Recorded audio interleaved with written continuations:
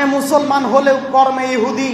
ইহুদিদের বিবাহের ওই অনুষ্ঠানে গান বাজনা বাজে, মুসলিম জাতির বিবাহে গান বাজনা বাজে। এ দেশের হুজুরেরাও হাতে চুরি পরে আছে, কেউ কিছু বলে না।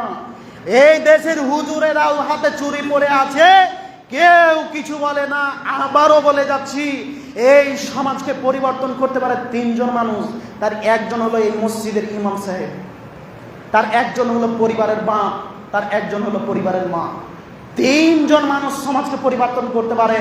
তো এই হুজুর বললো না কেন, ও জনগণ, তোমরা যে তোমাদের বাড়িতে বিবাহ হচ্ছে, গান বাজনা বাজছে, যে ও বিবাহ আমি যাব না, বলতে পারলো না কেন? সাহস নাই বুকে, রুজি চলে যাবে তাই? আল্লাহ জানি কি ছোট? ভিক্ষা করে খাবো বেটা, এই মসজিদে থাকবো না, এমন কোন মায়ের বেটা যে রুখে আমাকে হক কথা বলাই? ইমাম আহমদ ইবনে হাম্বল 10 লক্ষ হাদিসের পণ্ডিত হওয়ার পরেও কুকুর মারা গেলে যেভাবে ছাঁচড়াতে নিয়ে যায়, সেইভাবে নিয়ে গেছে। আমি 3 টাকার মলবে আমাকে ছাঁচড়াবে না, এই কথা কে বললো? কে বলেছে?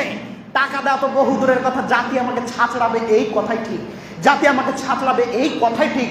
আল্লাহ নবীর বাক্য দ্বারা বোঝা যায়, ইমাম আহমদ ইবনে হাম্বলের বাক্য দ্বারা বোঝা যায়, আমি জাতির কাছে টাকা নিব এই কথা হতে পারে? সম্মানিত দিনী ভাই, বলছিলাম আরো একটু খেয়াল করেন, বেশি সময় নেওয়া, ইনশাল্লাহ 40 থেকে 45 এর মধ্যে শেষ করব।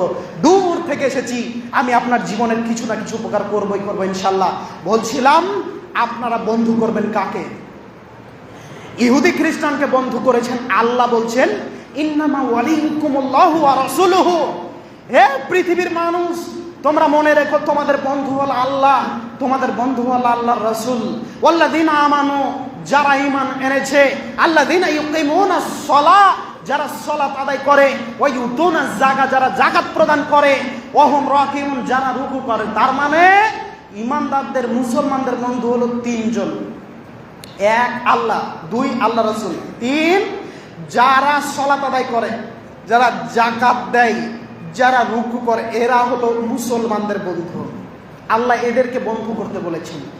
এই যুবক, তোমার যেন কোনো বেনামাজি বন্ধু না থাকে, তোমার যেন কোনো বিড়িখোর বন্ধু না থাকে।